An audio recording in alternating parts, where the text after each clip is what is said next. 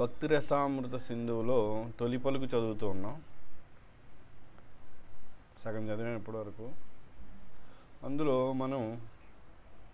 మనం చేసే పనుల యొక్క ఫలితాలు ఎలా ఉంటాయి అనేది చెప్పుకున్నాం ఇప్పటివరకు. వాటిని ఏమంటారు? మనం చేసే పనుల యొక్క ఫలితాలని జడరసం అంటారు. మనం చేసే పనుల వల్ల వచ్చేటువంటి ఆనందం జడం లేదా లౌకికం లేదా భౌతిక రసం. కానీ భగవంతుని పట్ల ఆధ్యాత్మికమైన భక్తియుక్త సేవ ద్వారా అనుభూతమయ్యే భక్తి రసం మృత్యువుతో ముగిసిపోదు. అంటే లౌకిక రసం ఏదైతే ఉందో మనం ఆనందించేది, మరణంతో అవన్నీ ముగిసిపోతాయి. కానీ ఇది భగవంతుడి యొక్క ఆరాధన, భక్తియుక్త సేవలో ఏదైతే ఉందో ఆనందం, అది మృత్యువుతో ముగిసిపోదు. ఎప్పుడు మొదలవుతుంది? మళ్ళీ మనం ఎప్పుడైతే భక్తి మొదలు పెడతామో, భక్తియుక్త సేవ, మనలోని కృష్ణ చైతన్యం జాగృతమై మళ్ళీ మొదలుపెట్టినప్పుడు మళ్ళీ మొదలవుతుంది. అది శాశ్వతంగా నిలిచి ఉండను. అందుకే దాన్ని అమృతము అందరు. కాబట్టి ఈ పుస్తకం పేరు ఏదైతే ఉందో భక్తి రసామృతం అని, దీన్ని అమృతం అంటున్నారు. ఎందుకంటే మరణం లేనిది అని. అయితే చాలామందికి సందేహం రావచ్చు, దేవతలు కూడా అమృతం తాగుతారు, వాళ్ళకి మరణం లేదు అని. కానీ ఆ అమృతం ద్వారా మరణం లేకుండా ఉండదు. కాకపోతే వాళ్ళు ఉన్నంతకాలం యవనంతో ముసలితనం యొక్క ఛాయలు వాళ్ళపై పడకుండా బ్రతకగలరు తప్ప దేవతలు తాగే అమృతం వలన మరణం లేకుండా ఉండరు. దానికి నిదర్శనం మనకు తెలుసు. బ్రహ్మకే ఎప్పుడైతే హిరణ్యకశిపుడు నాకు మరణం లేని వరం ఇవ్వమని బ్రహ్మను అడిగితే, అది నాకే సాధ్యం కాదు, నేనే మరణిస్తాను, మేమందరం వాటికి అతీతంగా అన్నప్పుడు నీకు ఎలా ఇవ్వగలనని అంటారు. కాబట్టి దేవతలు తాగే అమృతం అనేది దాని వలన మరణం లేకుండా ఉండే స్థితికి వెళ్ళాం. కానీ భక్తి రసామృతం వలన ఏమవుతుంది? మరణం లేని స్థితికి ఎలా వెళ్తామంటే ఇక్కడ జన్మ అనేది లేకుండా ఆధ్యాత్మిక ప్రపంచానికి వెళ్ళగలం. అందుకే దాన్ని అమృతము అందరు. ఇదే వైదిక సారస్వతం అంతటా నిర్ధారించబడింది. వేదాల్లో ఇదే చెప్పబడింది. ఈ జీవితమున భక్తిరస మార్గములో స్వల్ప పురోగతిని సాధించినను అది తిరిగి మానవ జన్మ లభించకపోవుట అను ప్రమాదం నుండి భక్తుని కాపాడగలదు. భగవద్గీతలో 2వ అధ్యాయం 59 చెప్పబడింది. ఏంటి? స్వల్పమప్యస్య ధర్మస్య త్రాయతో మహతో భయాత్ అనే శ్లోకం ఏదైతే ఉందో, అంటే ఈ జీవితంలో మనం కొంచెమైనా భక్తి, ఏది శుద్ధ భక్తిలో కొద్దిగా అయినా మొదలుపెట్టినట్లయితే అది మనల్ని ఎలాగా కాపాడుతుందంటే మళ్ళీ జన్మ వస్తుంది, అది కూడా మానవ జన్మ వచ్చే అవకాశాన్ని మనకిస్తుంది అని చెప్తున్నారు. మన సాంఘిక జీవితంలోనూ, కుటుంబ జీవితంలో లేదా దాన ధర్మములు, ప్రజాసేవ, జాతీయ సేవ, సమాజవాదము, సామ్యవాదము వంటి బృహత్ కుటుంబ జీవితములోనూ మనము ఆస్వాదించు రసములు మనకు తిరిగి మానవునిగానే జన్మించగలమనే హామీని అందించవు. అంటే ఏంటి? మనం ఇవన్నీ కూడా మన కుటుంబం అంటే ఏంటి? భార్య, భర్త, పిల్లలు. ఇది అలా కాకుండా పెద్ద కుటుంబం ఎలాగా? సమాజం, మన కమ్యూనిటీ, రాజు కమ్యూనిటీ, రెడ్డి కమ్యూనిటీ, మా కులపోళ్ళు, మా దేశం వాళ్ళు, మా రాష్ట్రం వాళ్ళు, ఇదంతా కూడా పెద్ద కుటుంబాలు. ఈ పెద్ద కుటుంబాల వలన కూడా ఏంటి? నిజమైన రసాన్ని అనుభవించగలమా? లేదు. అది కూడా జడరసం, భౌతికమే.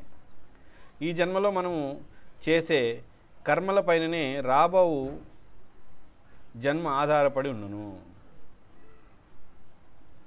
కాబట్టి ఇది అందరికీ తెలిసిందే. మనం చేసే కర్మలపైన వచ్చే జన్మ ఆధారపడి ఉంటుంది. ప్రస్తుత జన్మ కర్మలు జీవునకు రాబో జన్మలో ఒక ప్రత్యేక శరీరమును కల్పించును. కాబట్టి మన శరీరం, మనం చేసే కర్మ వలన వచ్చే జన్మలో ఒక ప్రత్యేకమైన శరీరాన్ని మనం ఏర్పాటు చేసుకుంటాం. ఏది? ఇప్పుడు చేసే కర్మల ఆధారంగా.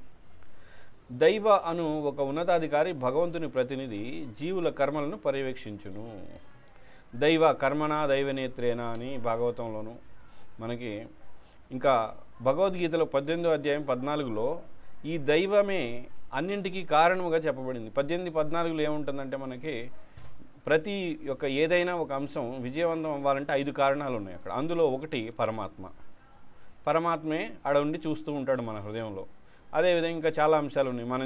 మనం పనిచేసే క్షేత్రం, మన యొక్క ప్రయాస, ఇలా మిగతా 4 ఉన్నాయి. అందులో ఒకటి ఏంటంటే దైవం అంటే ఇక్కడ పరమాత్మ అని కూడా, దైవం అంటే దేవతలని కూడా, దైవం అంటే పంచభూతాలని కూడా అన్నీ వస్తాయి. దైవం అంటే సూర్యుడు, చంద్రుడు, ఇవన్నీ కూడా దైవం. దైవనేత్రణ అనగా భగవత్ ప్రతినిధి పర్యవేక్షణలో జీవుడు మరొక దేహమును స్వీకరించునని శ్రీమద్ భాగవతం 3:31 కర్మణా దైవనేత్రన జంతర్ దేహోపపత్తయ. అంటే ఎలా అవుతుంది అక్కడ అంటే పురుషుడి యొక్క వీర్యం ద్వారా అంట స్త్రీ యొక్క గర్భంలో ఒక జీవిని ప్రవేశపెట్టడం జరుగుతుంది. అది ఎలాగా? పూర్వం ఆ జీవి యొక్క కర్మానుసారం ఏ తల్లి గర్భంలోకి ఏ పురుషుడి ద్వారా, ఇక్కడ పురుషుడు స్త్రీ అన్నారు కానీ మనుషులని చెప్పలేదు కాబట్టి పిల్లి పురుషుడు అయి ఉండొచ్చు, పిల్లి స్త్రీ అయి ఉండొచ్చు, కుక్క పురుషుడు అయి ఉండొచ్చు, కుక్క స్త్రీ అయి ఉండొచ్చు, ఏదైనా అయి ఉండొచ్చు. అంటే ఒకసారి అందులో పడ్డాక మళ్ళీ ఇంకా పరిణామక్రమం, జీవ పరిణామక్రమం. కుక్క జీవితం ఒకసారి వచ్చిన తర్వాత కుక్క తర్వాత రకరకాల గుర్రం, కంచరగాడిది, ఇలాగా ఆవు, రకరకాలుగా దాటుకుంటూ మళ్ళీ మనిషి కావాల్సి ఉంటుంది. అంటే ఎంత దారుణం! ఒకసారి కుక్క స్థాయికి వెళ్ళిపోయామంటే కోట్ల సంవత్సరాలు మళ్ళీ మానవ జన్మ రావడానికి సమయం పడుతుంది. అంటే చాలా ప్రమాదం. సాధారణంగా దైవ అనగా విధి అని అర్థం. దైవం అంటే విధి, విధి అనగా దైవం. అంటే ఏంటి? విధి, మన విధిరాత ఇలా ఉంది, వాళ్ళ తలరాత అలా ఉంది అంటాం కదా. అంటే దైవం యొక్క ఆధ్వర్యంలో మన యొక్క కర్మని బట్టి మనకి రకరకాల కర్మల్ని, అంటే రకరకాల పుణ్య పాపాలని అనుభవిస్తూ సుఖ దుఃఖాలను అనుభవిస్తున్నామని చెప్తుంది. ఈ దైవ 84 లక్షల దేహాలలో ఏదో ఒక దేహమును జీవునికి అందించును. ఈ దైవం ఏదైతే ఉందో జీవునికి 84 లక్షల జీవరాశులు ఏదో ఒక దేహాన్ని ఇస్తుంది మనకి. ఖచ్చితంగా మన శరీరం రావాలని ఏం లేదు. కానీ మనం భక్తియుక్త సేవ చేస్తే అవకాశం ఉంది. కానీ ఇక్కడ ఏంటంటే ముఖ్యంగా గుర్తుంచుకోవాల్సింది, మనం భక్తియుక్త సేవతో పాటు ధర్మానికి విరుద్ధంగా అధర్మం చేస్తే మళ్ళీ పతనం అవుతాం. భక్తియుక్త సేవ మనం చేసినప్పటికీ చాలామంది అనుకుంటారు భక్తియుక్త సేవ మేము చేస్తున్నాం కాబట్టి ఈ చిన్న పాపంతో మాకేం కాదు. ఖచ్చితంగా అవుతుంది. ఆ పాపం వల్ల మనం పిల్లి జన్మ ఎత్తితే పిల్లి జన్మ నుంచి మళ్ళీ మనిషి జన్మ వరకు రావాలి. అప్పటి వరకు మనకి ఏదైతే ఈ భక్తి యొక్క సుకృతి ఉందో, భక్తి సుకృతి, ఆ సుకృతి అలా ఉంటుంది. మనం మళ్ళీ మనిషి జన్మ వచ్చిన తర్వాత మనకి ఏదైతే ఉందో భక్తి సుకృతి మన కోటలో, మన అకౌంట్లో, దాన్ని అక్కడి నుంచి మళ్ళీ భక్తి మొదలవుతుంది.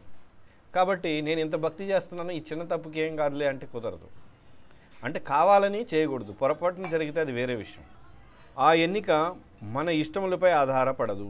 ఏ ఎన్నిక, ఏ జీవి వస్తుంది, ఏ జీవిగా పుడతాం అనేది మన ఇష్టం ఉండదు. అక్కడ దైవ నిర్ణయానుసారం అది జరుగును.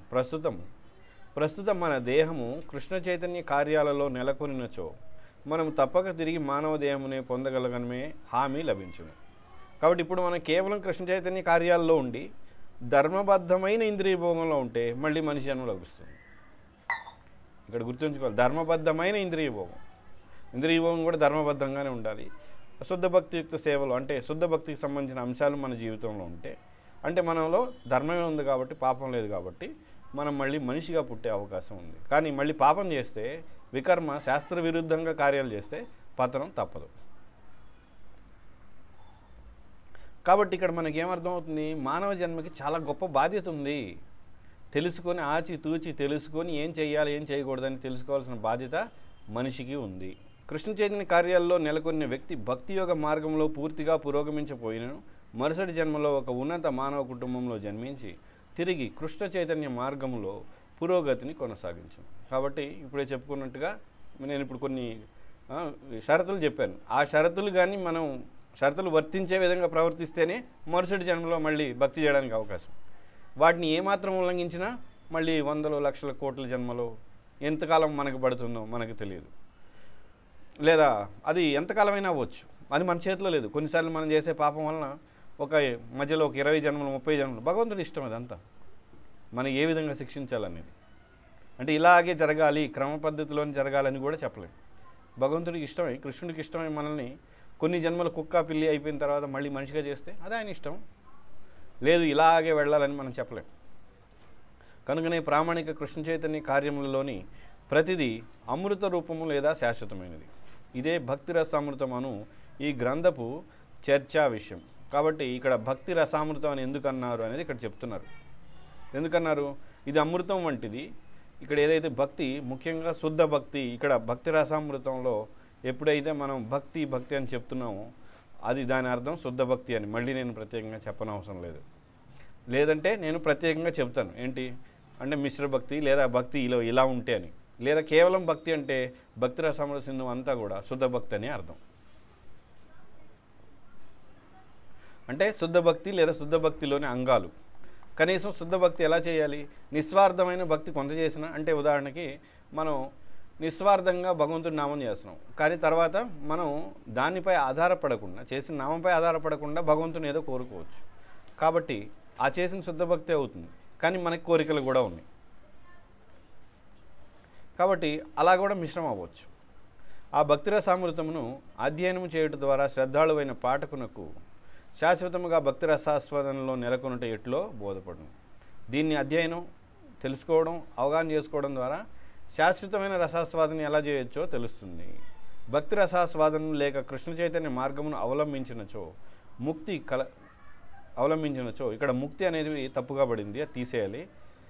కృష్ణ చైతన్య మార్గమును అవలంబించినచో కలతలు లేని సమస్త సన్మంగళములతో కూడిన ఆధ్యాత్మిక జీవితము ఆరంభమవును. ముక్తి అనే పదం ఎక్స్ట్రా ప్రింట్ అయింది.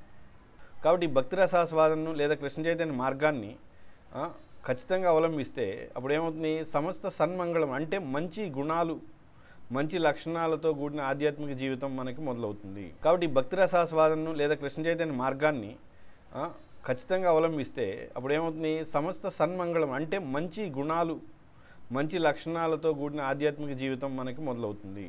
భక్తి రసం దేవాది దేవుడైన శ్రీకృష్ణుని దృష్టిని ఆకర్షించుటకు, ముక్తి భావనను కలిగించుటకు కూడా సమర్థనీయమైనది. ఈ భక్తి రసం ఎలాంటిదంటే కృష్ణుని ఆకర్షిస్తుంది, మనలో ముక్తి భావనను కూడా కలిగిస్తుంది. అంటే ఏంటి, సంసారం నుంచి బయటపడే లక్షణాలను కూడా పెంపొందిస్తుంది. మనం కోరుకోకపోయినా బయటపడాలని ఆ లక్షణాలు మనలో వచ్చేస్తాయి.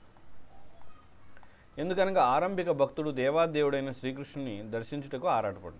మొదటి స్థాయిలో అప్పుడే జపం మొదలుపెట్టిన వాళ్ళు ఏమనుకుంటారు, నామం చేస్తే కృష్ణుడు కనపడతాడంట కదా, కనపడతాడా, ఎప్పుడు చూస్తాను, కృష్ణుడు కనపడ్డా మీకు, ఎవరికి కనపడ్డాడు, మహారాజులకి కృష్ణుడు కనపడ్డాడా, ఈ విధమైన ఆరాటం ఉంటుంది వాళ్ళకి. కానీ ఆ దేవాదేవుడు ప్రస్తుత మన ఈ భౌతిక బద్ధ ఇంద్రియాలతో గ్రహింపబడడు. కానీ ఏమంటున్నారు, మన భౌతిక ఇంద్రియాల ద్వారా మనం కృష్ణుడిని చూడలేం. అంటే మనం ఆత్మస్థాయికి వెళ్ళి ఆత్మ సాక్షాత్కారం, నేను శరీరంగా ఆత్మ అనే అనుభూతి జరిగిన తర్వాత అది కృష్ణుని దర్శనం. ఈ భక్తి రసామృతము గ్రంథములో సూచించబడిన భక్తియుక్త సేవా విధానం క్రమేణా భౌతిక స్థితి నుండి ఆధ్యాత్మిక స్థితికి భక్తుని ఉద్ధరించును. కాబట్టి మనల్ని భౌతిక స్థితి నుంచి క్రమక్రమంగా ఉద్ధరిస్తుంది. ఇది ఒక్కసారిగా మనం ఒకరోజు లేదా 2 రోజుల్లో 2 సంవత్సరాల్లో మనం ఉద్ధరించబడము. అప్పుడే ఆ భక్తుడు సమస్త భౌతిక ఉపాధుల నుండి విముక్తిని సాధించి పవిత్రుడమును. ఈ భౌతిక ఉపాధులు అంటే ఏమిటి అంటే, నేను మేనేజర్ని, సీఎంని, పిఎంని, వాటి నుంచి మొదలుకొని నేను భార్యని, భర్తని, పురుషుడిని, స్త్రీని అనేవి కూడా ఉపాధులే. ఈ ఉపాధులు ఇవన్నీ ఉపాధులే. నేను పురుషుడిని, నేను స్త్రీని, భారతి, ఇవన్నీ ఉపాధులే. వీటన్నిటిని ఇవంతా కూడా మనలో ఉన్న మురికి. ఎల్లప్పుడూ భక్తి రసమును ఆస్వాదించే చేత ఇంద్రియములు కల్మషరహితములగును. ఎవరైతే భక్తి రసాన్ని ఆస్వాదిస్తూ ఉంటారో అప్పుడు ఇంద్రియాలు పవిత్రంగా ఉంటాయి. ఎందుకని వాడు భక్తి రసాన్ని ఆస్వాదిస్తున్నాడు కానీ జడరసాన్ని, భౌతిక లౌకిక రసాన్ని ఆస్వాదించడం లేదు. ఎప్పుడైతే జడరసాన్ని ఆస్వాదిస్తామో మన ఇంద్రియాలు పనిచేస్తాయి. భక్తి రసాన్ని ఆస్వాదించినప్పుడు ఆధ్యాత్మిక ఇంద్రియాలు పనిచేస్తాయి. అంటే మనకి ఆధ్యాత్మిక దేహం ఉంటుంది, ఆత్మకి ఆధ్యాత్మిక దేహంలోని ఇంద్రియాలు పనిచేస్తాయి. ఒకరు పవిత్రములైన ఇట్టి ఇంద్రియములను భక్తియుక్త సేవలో వినియోగించినచో భక్తి రసము జీవితంలో సుస్థిరుడగును. కాబట్టి ఇక్కడ ఏమంటున్నారు, ఈ భక్తి రసం అనే జీవితంలో, భక్తి రస జీవితంలో సుస్థిరుడవుతారంట ఎవరు, పవిత్రమైన ఇంద్రియాలను పొందినవాడు మాత్రమే. కాబట్టి మన ఇంద్రియాలు శుచిగా లేవు, శుభ్రత అంటే మురికితో ఉన్నాయి. అంటే ఏంటి, కామ, క్రోధ, లోభ, మోహ, మదమాత్సర్యాలతో ఉన్నాయి మన ఇంద్రియాలు. కాబట్టి ఎవరైతే భక్తి రసాన్ని నిరంతరం ఆస్వాదిస్తూ ఉంటారో వాళ్ళ యొక్క జీవితం సుస్థిరంగా భక్తియుక్త సేవలో కొనసాగుతుంది. దీనికి మళ్ళీ మనం గ్రంథంలోకి వెళ్ళినప్పుడు చూస్తాం. శ్రద్ధ, సాధు సంఘ, ఈ విధంగా 9 క్రమాలు, 9 స్థాయిలు ఉంటాయి భక్తిలో. అప్పుడు స్థిరత్వం అనేది ఒక స్థాయి. శ్రీకృష్ణుని ప్రీతి కలిగించే దృష్టితో ఈ ఆధ్యాత్మిక భక్తిరస దశలో చేయు ప్రతి కార్యము ఒకరికి నిరాటంకమైన ఆనందమును కలిగించును. కాబట్టి ఇక్కడ మనకి ఆనందాన్ని కలిగించేది ఏంటంటే కృష్ణుడి యొక్క ప్రీతి కలిగించే దృష్టితో చేయాలి ప్రతి కార్యం. అంటే కృష్ణుడికి ఆనందం, లేదా ఎప్పుడైతే కృష్ణుడు అని మనం ఎక్కడైనా గ్రంథాల్లో చూస్తే అక్కడ ఏమని పెట్టుకోవాలంటే కృష్ణుడు లేక కృష్ణుడి యొక్క శుద్ధ భక్తులు అని మనం అర్థం చేసుకోవాలి. అక్కడ రాయకపోవచ్చు కానీ అది ఉన్నట్టే. ఎందుకని, కృష్ణుడు ఆనందం లేదా కృష్ణుడి యొక్క శుద్ధ భక్తుల యొక్క ఆనందం 2 వేరు వేరు కాదు. కాబట్టి ఎప్పుడైతే అలా చేస్తామో అప్పుడు నిరాటకమైన ఆనందం, వాళ్ళ ఆనందం కోసం మనం చేసే సేవ ఉంటుందో కేవలం అటువంటి సేవే, ఇంకా భౌతికమైన ఇంద్రియభావం లేకుండా, అప్పుడు నిరాటంకం అంటే ఆటంకం లేకుండా, మధ్యలో విచ్ఛిన్నం లేకుండా నిరంతరం మన ఆనందాన్ని అనుభవిస్తూ ఉంటాం. మరి ఆనందం మనకి ఇప్పుడైతే ఎవరికి లేదు. ఒకరు అట్లు భక్తియుక్త సేవలో నెలకొన్నప్పుడు అన్ని రకముల రసములు అమృతప్రాయములుగా పరిణమించును. కాబట్టి ఈ భక్తియుత సేవలో ఎప్పుడైతే ఉంటాడో అప్పుడు భక్తి ద్వారా వచ్చే అన్ని రకాల రసాలు అమృతంగా అనిపిస్తాయంట. అదే సమయంలో భౌతిక ఇంద్రియాల ద్వారా వచ్చే ప్రతిదీ కూడా విషంలాగా అనిపిస్తుంది. చాలా అసహ్యం లేదా విరక్తి కలుగుతుంది వాటి పట్ల. ఆరంభంలో ఆధ్యాత్మిక ఆచార్యుని పర్యవేక్షణలో వైదిక నియమాలను పాటిస్తూ క్రమంగా భక్తుడు ఉన్నత స్థితిని సాధించును. కాబట్టి ఆరంభంలో మొదటి దశలో ఉన్న ప్రతి ఒక్కళ్ళు కూడా ఏమని చెప్తున్నారు, ఆధ్యాత్మిక ఆచార్యుడు అంటే ముఖ్యంగా ఇక్కడ ఎవరు, శిక్షణ ఇచ్చేవాడని. అలాంటి దీక్ష ఇచ్చేవాడు కావచ్చు, శిక్షకుడు దీక్షకుడు ఒకళ్ళే కావచ్చు, లేదా అతను కొన్ని ఉపదేశం ఇవ్వచ్చు. ఎవరైతే మనకి శిక్షణ ఇస్తుంటారో, మనకి నేర్పిస్తారో భక్తిని, వాళ్ళు ఆధ్యాత్మిక ఆచార్యుడు. వాళ్ళ పర్యవేక్షణలో నియమాలను పాటిస్తూ భక్తిని చేయాలి, అప్పుడు క్రమంగా ఉన్నత స్థితిని పొందగలడంట. కాబట్టి ఇది కూడా చాలా ముఖ్యమైనది. కొంతమంది ఏంటంటే నాకు నియమాలు తెలుసు కాబట్టి నేను నా సొంతగా చేసుకుంటాను మా ఊళ్ళో లేదా ఎక్కడో చోట, భక్తులతో నాకు పని ఏంటి, భక్తులు నిరంతరం కలవాల్సిన పని ఏంటి, పుస్తకాలు ఉన్నాయి, జపం చేసుకోవచ్చు, ఇంట్లో కృష్ణుడి విగ్రహాన్నో బొమ్మనో పెట్టుకుంటాను, దాని చుట్టూ తిరుగుతాను, లేదా అట్లా ఆరతి చేసుకుంటాను, ఇలా కూడా అనుకునేవాళ్ళు ఉన్నారు, చేసేవాళ్ళు కూడా ఉన్నారు. దానివల్ల ఏంటంటే సరైన అవగాహన రాదు కృష్ణుడి పట్ల. ఎందుకని భక్తుల ద్వారానే మనకు తెలుస్తుంది కృష్ణుడి గురించి.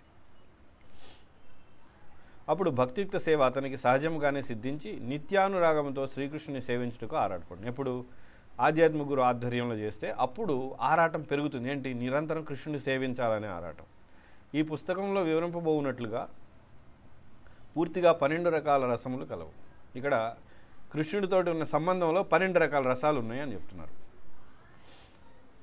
వీటిలోని 5 ప్రధాన రసముల ద్వారా శ్రీకృష్ణునితో మనకు గల నిత్య అనుబంధమును పునరుద్ధరించుకొనినచో సచ్చిదానందమయమైన జ్ఞానానంద ధామములో మనము శాశ్వతముగా నివసించవచ్చు. కాబట్టి ఇందులో ఈ 12లో 5 ప్రధాన రసాలు, 7 12 గౌణ రసాలు అంటారు. అవి ఏమిటనేది మనం తర్వాత చూస్తాం.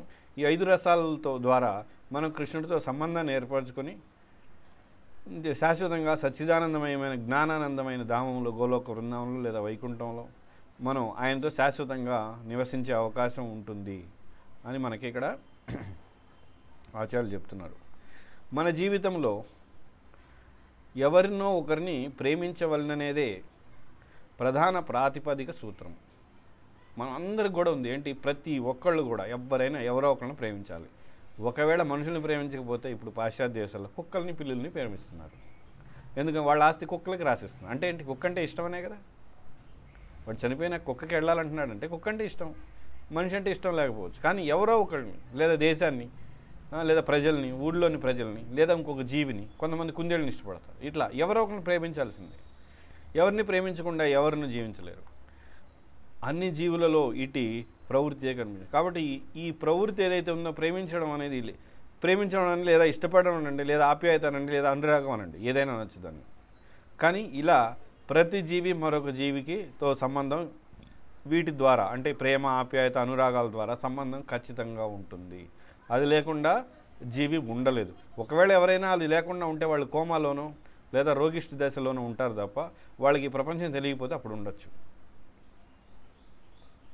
చివరకు ఒక పెద్ద పులిలోనూ కనీసము నిద్రాణ రూపంలోనైనా ప్రేమించి ప్రవృత్తి ఉండినప్పుడు ఇక మానవుల విషయం ప్రత్యేకంగా చెప్పేది ఏమని చెప్పండి.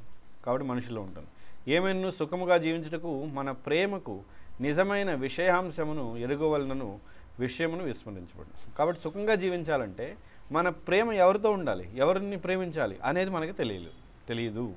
అందుకని మనం ఎవరిని ప్రేమిస్తున్నాం, భార్యని, భర్తని, లేదా వాళ్ళ పిల్లల్ని, బంధువుల్ని, దేశాన్ని, దేశంలోని ప్రజాన్ని, లేదంటే వాళ్ళ జాతిని, వాళ్ళ కులాన్ని, వాళ్ళ మతాన్ని, మానవుల్ని ఈ విధంగా ప్రేమిస్తున్నాం. కానీ అసలు ప్రేమించాల్సింది ఎవరిని అంటే కృష్ణుడిని. ప్రస్తుత కాలంలో మానవ సమాజము తన దేశమును, కుటుంబమును తనను ప్రేమించమని మాత్రమే ఒకరికి బోధించును. కాబట్టి దేశాన్ని కానీ కుటుంబాన్ని కానీ నన్ను ప్రేమించండి అని చెప్తున్నారు ప్రతి ఒక్కళ్ళు. లేదా మీరు ఇతరులను ప్రేమించండి, ఇతర మనుషుల్ని, లేదా మీ కుటుంబం వాళ్ళని. కానీ అందరూ సుఖంగా జీవించటకు మన ప్రేమకు విషయముగా చేసుకోదగిన అంశం ఏదో ఎవరికి తెలియదు. మన ప్రేమకు ఆధారం ఎవరై ఉండాలి, మన ప్రేమ ఎవరి పట్ల ఉండాలి, అది ఎవరికి తెలియట్లేదు. అట్లు మరచిన విషయమే శ్రీకృష్ణ భగవాను. కాబట్టి మన ప్రేమ ఎవరితో ఉండాలంటే కృష్ణుడు ఆధారంగా ఉండాలి, మూలం కృష్ణుడై ఉండాలి. మన నిజ స్వభావమైన కృష్ణ ప్రేమను పునరుద్ధరించుకొనుట ఎట్లో మన జీవితమును ఆనందమయము చేసుకొని కృష్ణ చైతన్య స్థితిలో స్థిరపడుట ఎట్లో ఈ భక్తి రసామృతం మనకు బోధించడం. కాబట్టి ఆ రసాన్ని, ఏది భక్తి రసాన్ని ఆస్వాదించడం, దాన్ని పొందడం, ఈ జడరసం నుంచి భక్తి రసానికి ఎలా వెళ్ళాలి, ఇవన్నీ కూడా భక్తి రసామృతం మనకి బోధిస్తుంది అని చెప్తున్నారు. హరే కృష్ణ. నేను ఇంతటితో ఆపుతున్నాను. ఎవరికైనా ప్రశ్నలు ఏమైనా ఉంటే అడగచ్చు. ఇందాక చెప్పారు కదా, అది ఏంటి భగవద్గీతలో కూడా ఉంది, ఎవరైతే ఈ జన్మలు సరిగ్గా భక్తి చేస్తే వాళ్ళు బ్రాహ్మణ కుటుంబాలు కానీ డబ్బులు వాళ్ళ కుటుంబంలో పుడతారు అని భాషను రాస్తుంది. అదేంటి వాళ్ళు శుద్ధనామం, అదే మన నామభాస్కి వెళ్ళిన కొంతమంది చాలా మంది నామపరాధ స్టేజ్ లో ఉంటాం. అక్కడ అర్థమైంది. అక్కడ భగవద్గీతలో ఉన్న ఉదాహరణ భక్తిలో బాగా పురోగమించిన వ్యక్తుల గురించి. అంటే భక్తి 100% అనుకుంటే 70-80% పురోగమించి ఎటువంటి వికర్మలు పాపాలు చేయని వ్యక్తుల గురించి అక్కడ చెప్పబడింది. ఒకవేళ మనం 70-80% వెళ్ళినా మన జీవితంలో మళ్ళీ పాపాలు, అపరాధాలు, ఇతర జీవుల పట్ల ద్వేషం మన హృదయంలో ఉంటే, అలాగా ఇది శ్రీమంతులు, ధనికులు ఇటు కుటుంబంలో లేదా బ్రాహ్మణుల కుటుంబంలో పుట్టడం కూడా జరగదు. కాబట్టి ఇవన్నీ పరిగణలోకి తీసుకోవాలి. అక్కడ సాధారణంగా చెప్తున్నారు, ఒకడు బాగా పురోగమించాడంటే వాళ్ళు ఎటువంటి ధర్మ విరుద్ధమైన కార్యాలు ఉండవు, కాబట్టి వాడికి మనిషి జన్మ వస్తుంది అని అక్కడ చెప్పబడింది. ఇందాకన్నారు కదా, మన ఇంద్రియాలు ప్రస్తుతానికి కలుషితమయ్యాయి, ప్రస్తుతానికి మనం సాధన చేస్తున్నాం. కానీ కలియుగ పరిస్థితుల్లో భౌతిక ప్రపంచంలో ఎంత అంటే ప్రవచనకర్తలు కూడా ఒకసారి జనాలు ఆకర్షించడానికి, శ్రోతలు ఆకర్షించడానికి ఏంటి కాస్త ఎంటర్టైన్మెంట్, తత్వంతో పాటు కొంచెం ఎంటర్టైన్మెంట్, ఊరి భాగంతో ఊర్ల విషయాలు, అత్తకోళ్ళ విషయాలు మిగతా చెప్తుంటారు, కొంచెం జనాన్ని కొంచెం అట్రాక్ట్ చేయడానికి. లేకపోతే భక్తులు కూడా కొంచెం భక్తుల మధ్య బయట వాళ్ళతో మనం మాట్లాడుతుంటుంది. ఆ విధంగా కూడా కొంచెం మన ఎక్కడ భౌతిక రసాయనం కూడా మనకు కలుస్తుంటుంది. అర్థమైంది, మీరు చెప్పేది నాకు అర్థమైంది. చెప్పండి, ప్రశ్న ఏంటి? ప్రశ్న అంటే అప్పుడు ఇది కూడా మన భక్తి వెనకబడుతున్నట్టే కదా. ఒక పక్క భక్తి చేస్తున్నాం, ఒక పక్క అవును, అర్థమైంది. ఎవరైతే ఆ విధంగా చేస్తున్నారో వాళ్ళు వారి స్థాయిలో భక్తి చేస్తున్నట్లు. అంటే భౌతిక, ఇందాకే చెప్పాను, ఏమి ధర్మబద్ధమైన ఇంద్రియ భోగం అంటే అనుమతించబడింది. అంటే మనం శుద్ధ భక్తియుక్త సేవలో ముందుకెళ్తూ ఉంటాం, కానీ అదే సమయంలో ఇంద్రియ భోగాన్ని కూడా కోరుకుంటూ ఉంటాం. అందుకే అలాంటి వాళ్ళ గురించి ప్రభుపాద ఏమన్నారు, వీళ్ళందరూ ఎక్కువగా దేవతా లోకానికి వెళ్తారు, దేవతల్లాగా పుడతారు, స్వర్గలోకాలకు వెళ్తారు అని చెప్పారు. అంటే ఏంటి, మనం భక్తి చేస్తాం, అదే సమయంలో సుఖంగా ఉండాలని కూడా అనుకుంటాం. అప్పుడు దేవతాలోకానికి వెళ్తాం, కానీ వెంటనే మనుషుల్లాగా అవ్వం. దేవతల్లాగా భోగించి తర్వాత మళ్ళీ భూమి మీద జన్మించి మళ్ళీ మనుషుల్లాగా అయ్యి మళ్ళీ భక్తి మొదలు పెట్టచ్చు, పెట్టకపోవచ్చు. అందుకే ప్రభుపాద అనేకసార్లు చెప్పారు, ఏంటి, ఈ జన్మలోనే శుద్ధ భక్తి కోసం మాత్రమే ప్రయత్నించండి, మిశ్రమ భక్తి, ఇంద్రియ భోగం గురించి ఆలోచించొద్దు అని. సరే, అయితే శ్రీ భక్తి రసామృత సింధు భక్తి రసామృతం కీ జై, శ్రీల రూప గోస్వామి కీ జై, శ్రీల ప్రభుపాద కీ జై.